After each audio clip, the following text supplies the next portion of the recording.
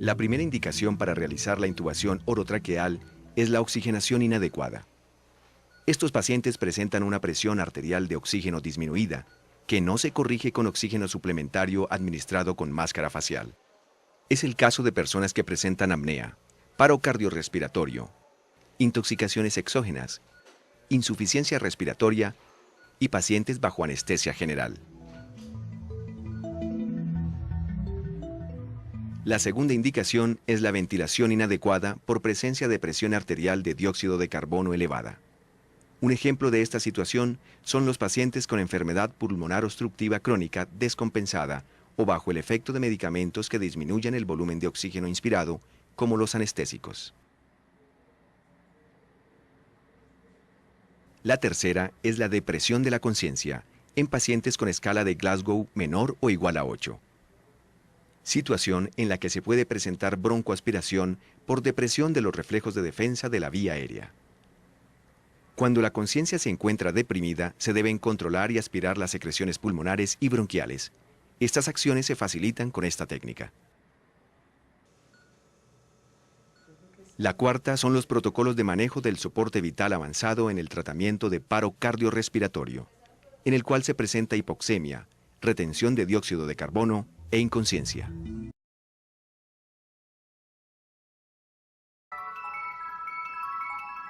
Antes de iniciar el procedimiento, es necesario comprobar que todos los elementos se encuentren disponibles y en buen estado de funcionamiento, porque al necesitarlos, en una situación de urgencia no hay tiempo de revisarlos y de su buen desempeño puede depender la vida del paciente. Los siguientes son los elementos que se debe tener disponibles para realizar una adecuada técnica de intubación orotraqueal. Una fuente de oxígeno. El laringoscopio con luz y baterías funcionantes. Hojas de laringoscopio de diferentes tamaños. Tubos endotraqueales desde 2.5 a 8.5 milímetros para niños y adultos. Máscara laríngea. Máscaras faciales de diferentes tamaños. Cánulas orofaríngeas. Pinzas de McGill. Guías también llamadas conductores o introductores flexibles. Jeringas de 10 mililitros. Esparadrapo o hiladillo. Respirador manual Ambu. Ventilador o máquina de anestesia. Aparato de succión. Bandejas.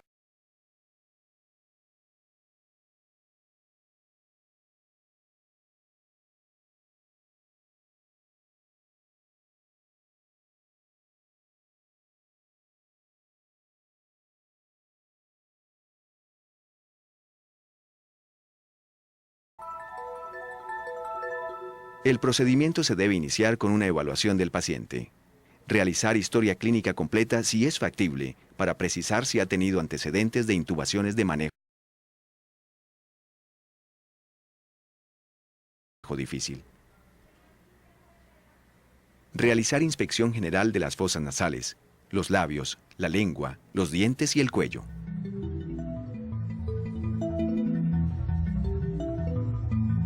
La apertura oral mide la distancia entre los incisivos superiores e inferiores. Si esta distancia es menor de 4 centímetros, se prevé una intubación difícil. La clasificación de la vía aérea según Malampati es de acuerdo a la proporción del espacio que ocupa la base de la lengua en la cavidad oral, permitiendo la observación o no de las estructuras de la faringe.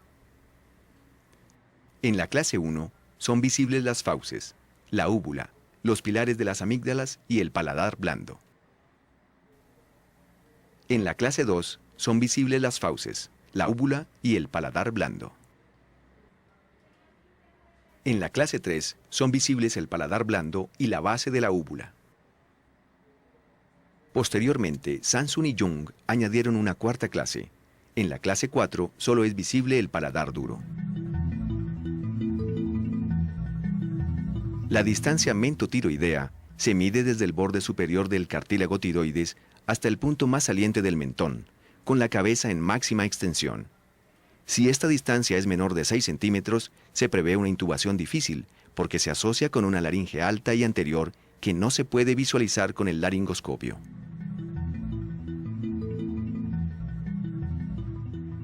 La distancia mento-ioidea se mide desde el hueso ioides hasta el punto más saliente del mentón. Normalmente mide más de 3 centímetros. Si la distancia es menor, implica una probable intubación difícil. La capacidad para la movilidad de la mandíbula mide el máximo movimiento hacia adelante de los incisivos inferiores relacionado con los superiores. Grado 1. Capacidad de llevar los incisivos inferiores por delante de los superiores. Anticipa una intubación fácil y se considera normal. Movilidad mayor a 0 centímetros. Grado 2. Si el paciente alinea los incisivos superiores y los inferiores y no es capaz de llevar los incisivos inferiores por delante de los superiores, anticipa alguna dificultad. Movilidad igual a 0. Grado 3. Los incisivos inferiores permanecen detrás de los incisivos superiores. El paciente es incapaz de alinearlos. Se anticipa una dificultad para intubar. Movilidad menor a 0 centímetros. La evaluación de los movimientos de la columna cervical se realiza con el paciente de pie y la cabeza en posición neutra. Se traza una línea horizontal imaginaria que pasa por el borde inferior de los dientes superiores. En ese momento se le pide al paciente que extienda la cabeza al máximo. Se traza una nueva línea imaginaria que pasa por el borde inferior de los dientes superiores. El ángulo formado por estas dos líneas debe ser superior a 35 grados.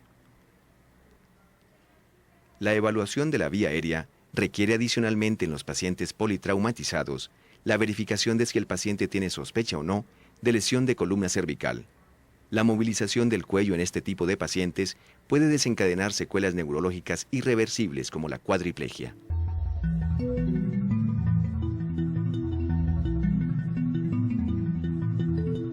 La distancia mandibulo-ioidea se mide radiológicamente. Es la longitud entre la rama horizontal de la mandíbula y el hueso ioides. En hombres es de 2 centímetros y en mujeres de 1.5 centímetros. El procedimiento se inicia con la canalización de una vena periférica para la administración de los medicamentos necesarios. Monitorear. Oximetría de pulso. Electrocardiograma continuo en la derivación D2 y presión arterial automática. Es recomendable contar con capnografía. Idealmente se debe tener una mesa o cama que permita cambiar la posición del paciente, subirlo, bajarlo o colocarlo en posición de Fowler o de Trendelenburg. La altura de la mesa se debe ajustar de modo que la cara del paciente quede al nivel del apéndice sifoides de la persona que va a realizar la intubación.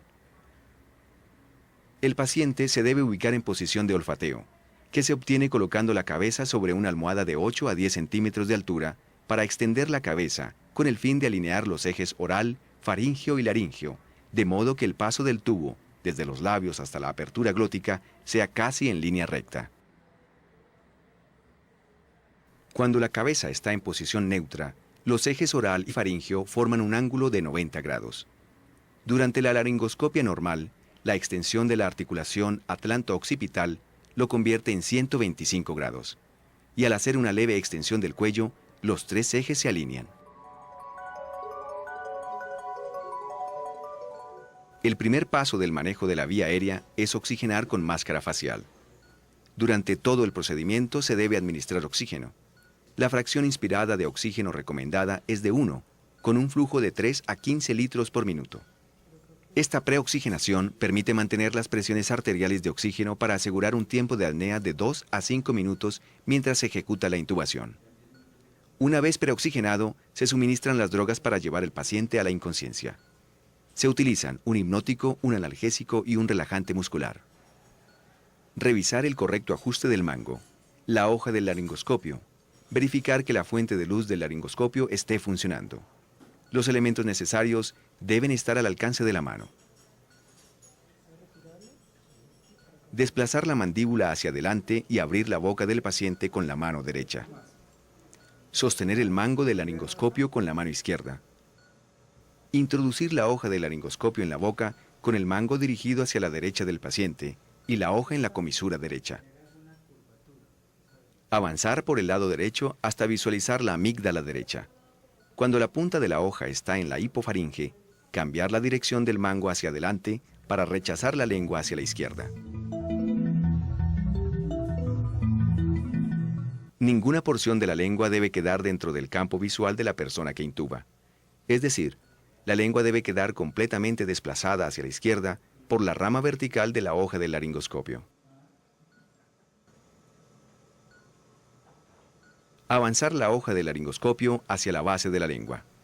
Esta maniobra expone la epiglotis, que no se debe perder de vista.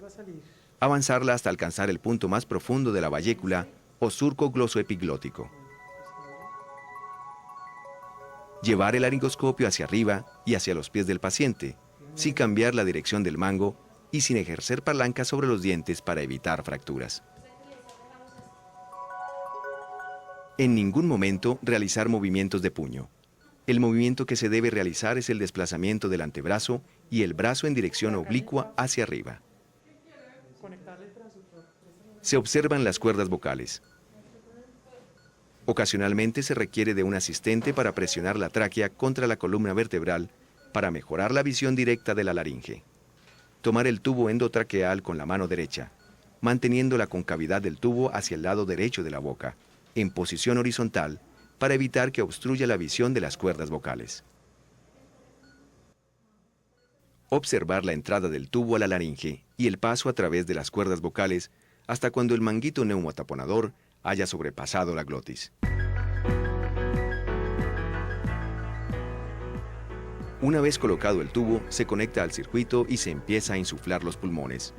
Los dos hemitórax deben moverse simétricamente. Sujetar firmemente con la mano izquierda el tubo sobre la comisura labial para impedir que se desplace hacia adentro o hacia afuera. El tubo no se debe soltar hasta cuando esté correctamente fijado. La mano derecha es usada para ventilar al paciente. Si el tubo continúa avanzando, puede ocasionar una intubación selectiva del bronquio derecho, produciendo atelectasia o colapso del pulmón izquierdo. Posteriormente, se ausculta el epigastrio. Si existen ruidos al insuflar, se sospecha una intubación esofágica. Luego se ausculta el ápice pulmonar derecho, el ápice pulmonar izquierdo, la base pulmonar derecha y la izquierda para descartar una intubación selectiva. El murmullo vesicular se debe escuchar simétricamente en ambos campos pulmonares. Inflar el manguito neumotaponador con 10 mililitros de aire para evitar escape de gas. El escape de este es audible. El médico fija el tubo a la cara del paciente con cinta de esparadrapo o con un hiladillo para impedir su movilidad o desplazamiento. También se puede verificar que el tubo se encuentra en la vía aérea al observar la curva de capnografía. Enseguida se procede a ventilar el paciente. Puede ser de manera manual o utilizando un ventilador mecánico.